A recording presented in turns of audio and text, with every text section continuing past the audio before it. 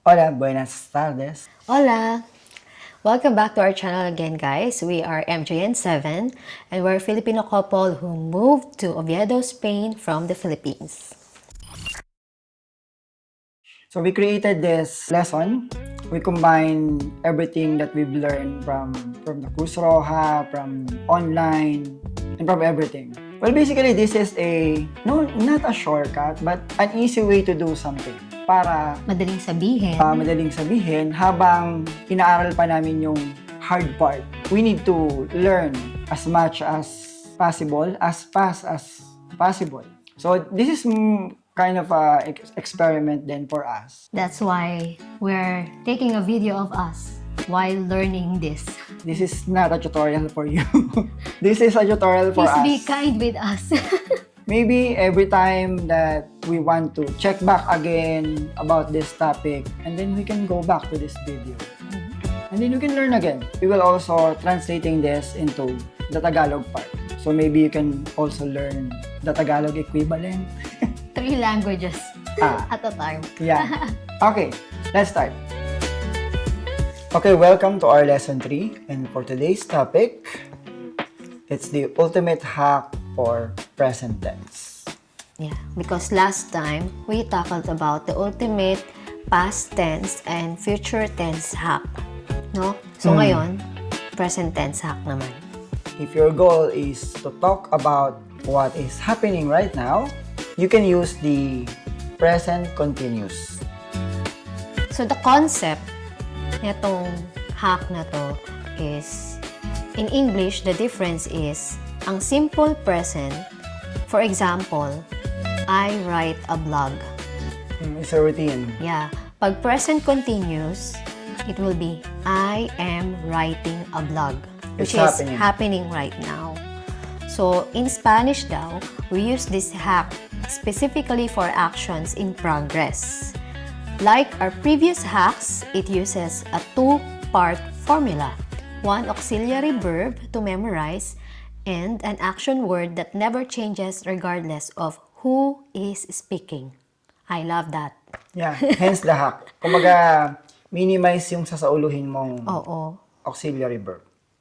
The core formula for this hack is the conjugated verb estar plus the gerund, or the I am plus doing something.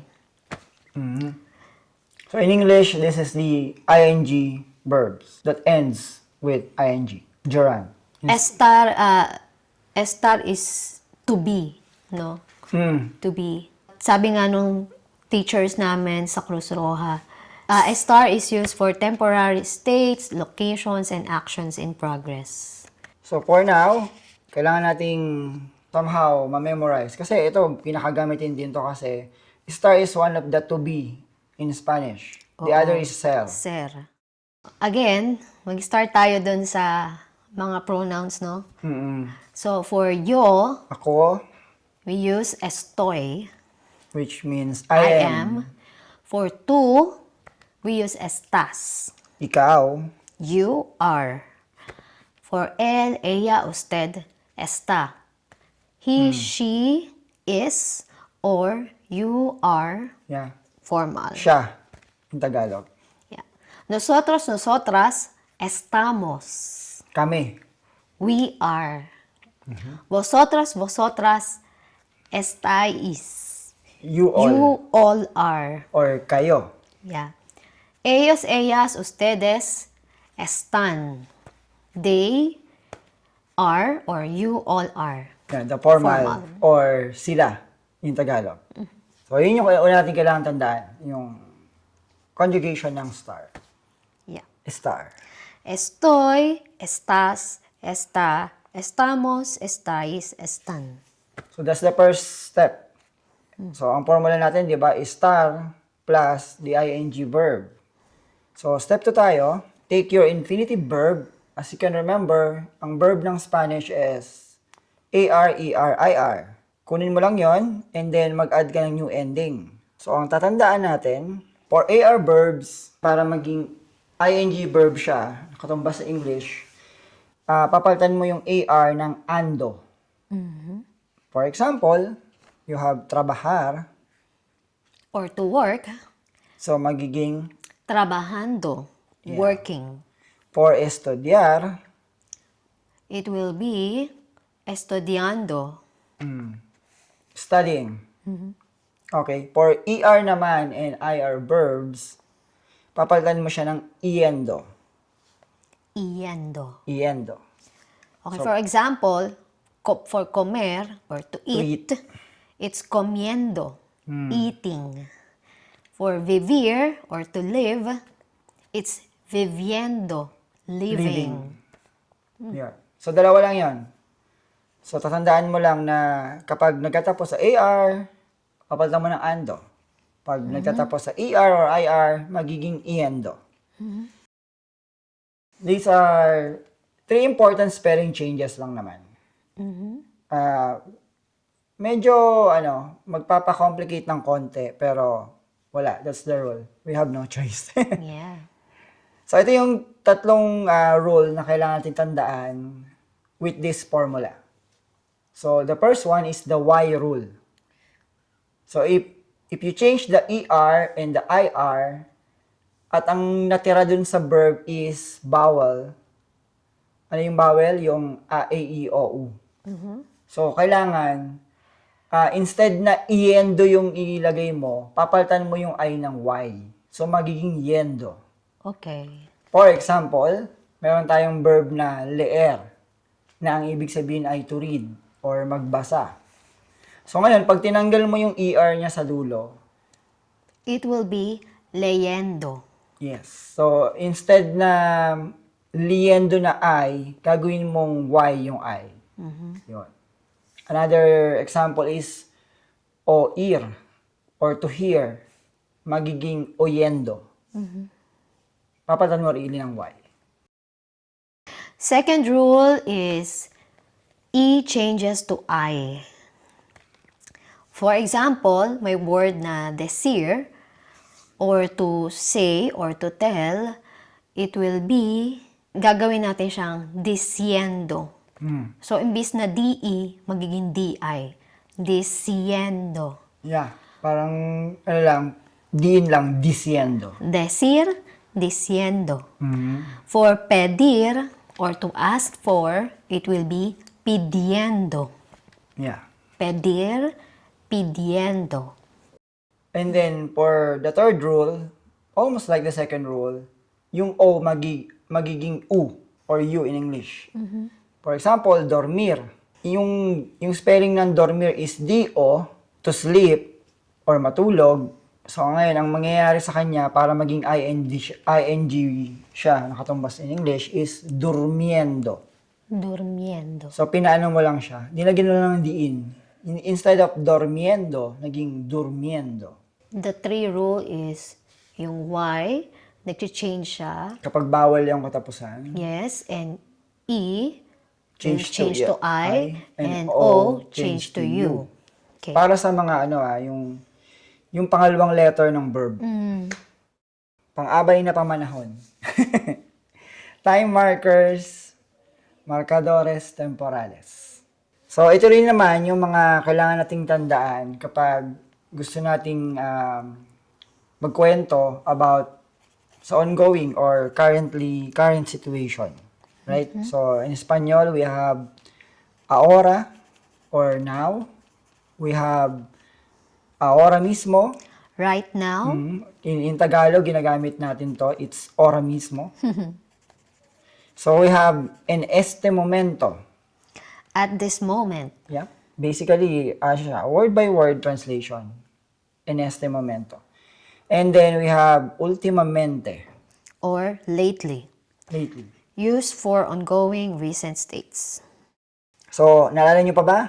Ang pattern natin is the conjugated estar plus the gerund or the verb with ing. In Espanyol, it's gerundo. So, yun na yung rules natin. Papalitan mo lang siya ng ando kapag AR, iendo kapag ER or ER yung ending ng verb. And nabanggit natin na mayroon siyang tatlong rule. Additional rule. Basically, yung I magiging Y. So, another thing is, kapag yung second letter ng verb is nagatapos sa E, gagawin mo siyang I or E, yung mas maanong diin. Kasi in Espanol, this is E. So, magiging E. And then yung O, magiging U, or yung O, magiging U. Binigyan lang siya ng diin. So, let's have practice activities. Again, wala kaming koligo dito. So, if you want to practice with us, you can pause the video before we answer. So, for our first activity, again, conjugate the auxiliary. So, fill in the blank with the correct form of star. So, naalala niyo po ba yung conjugation ng star? Estoy, estás, está, estamos, estáis, están. Número 1. Numero 1. Yo, blank, aprendiendo castellano. Yo estoy aprendiendo yo estoy aprendiendo castellano. I am learning Castilian Spanish. Ako ay nag-aaral ng Castilian Spanish. Número 2. Nosotros blank caminando por el parque. Nosotros estamos caminando por el parque. We are walking to the park. Kami ay naglalakad in the park. Sorry, for el parque. So, in the park. Maybe. We're not sure with the translation. Okay. Número 3. Laura Blanc durmiendo en el sofá. Laura está durmiendo en el sofá. Laura is sleeping in the sofa. Si Laura ay natutulog sa sopa. Anong sagot mo? Laura está. Está. Okay. Número 4. This is a question. Tu blank estudiando para la clase. So, tú estás estudiando para la clase. Are you studying for our lesson? Are you studying for the class or for our lessons? Nag-aaral ka ba para sa ating leksyon or sa ating klase? Número 5.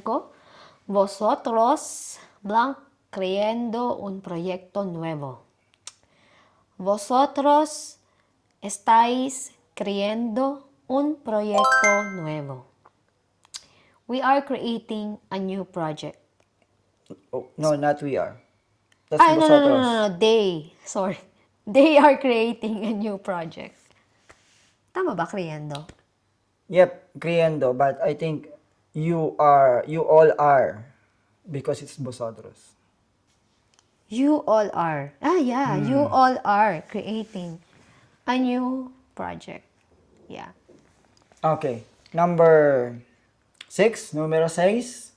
Ellos blank leyendo un libro de fantasía. Ellos están leyendo un libro de fantasía. They are reading a fantasy book. Or sila ay nagbabasa ng libro. What's fantasya in Tagalog? I don't know. Hindi na kami Pilipino. May Tagalog ba nun? Basta fantasy book. Yeah, fantasy book. Taglish na kasi kami magsalita. Fantasy book. Hanapin Sila ay natin. nagbabasa ng fantasy book. Let's go to activity 2. Convert the infinitive verbs in the parentheses in their correct gerund form. So, i-convert natin siya to the gerund form.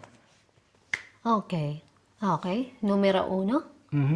Ahora mismo estoy escuchar música ambiental. So, ahora mismo estoy escuchando música ambiental. Tama, no? Ando. Yeah. Yeah. Ando, because AR. Número 2, mis amigos están comer blank en un restaurante. Ano ba ang blank ng Espanyol? Blank din ba Kaya talaga? nga eh. Blanco. Baka blanco. Blanco is white. Yeah, blanco. Wala. Blank. Search mo nga. Later. Okay. Mis amigos están comer. So, the verb is comer with ER. So, comiendo. So, mis amigos están comiendo en un restaurante. Okay. Número 3. ¿Qué estáis hacer? The verb is hacer, ¿no? Mm-mm. ¿Qué estáis haciendo? ¿Qué estáis haciendo? What are you doing? What are you doing? ¿Qué Yes. estáis haciendo? ¿Qué estáis haciendo? ¿Qué estáis? What What you, you all are doing? doing. Okay. Pero, yeah. Pero pwede mo siyang palitan na, ¿qué estás haciendo? Para maging, what are you doing? Okay, número 4, el bebé está, so the verb is dormir. El bebé está durmiendo, sorry. So, again, yung isang extra rule natin from O to U. So, el bebé está durmiendo. The baby is sleeping. Ang sanggol ay natutulog. Your turn, dear. Number 5. Número 5. Nosotros estamos, the verb is leer, blanco las reglas del juego. Nosotros estamos leyendo las reglas del juego. Yeah, we are reading the rules of the game. Yeah. Binabasa namin ang patakaran ng laro. Wow. Tagalog. Patakaran ng laro. Okay. And that's it. So, I hope natuto kayo at natuto rin kami. So, kompleto na tayo ha. Meron na tayong future, Past tense and present. Again, our disclaimer, this is not a tutorial for you. This is a tutorial for us. We will be talking about more lessons, more hacks for the Spanish language. And again, thank you for watching our Learning Spanish Diary number 2. Thank you for being patient also with us. Yeah. So if you like more contents like this, Please like, share, and subscribe. see you again on our next lesson. Hasta luego! Shout out to Architect Ching and Sir Chris. Thank you for this chocolate pasalubong from Mexico. Thank you. Have We a love safe it. travel. See you again.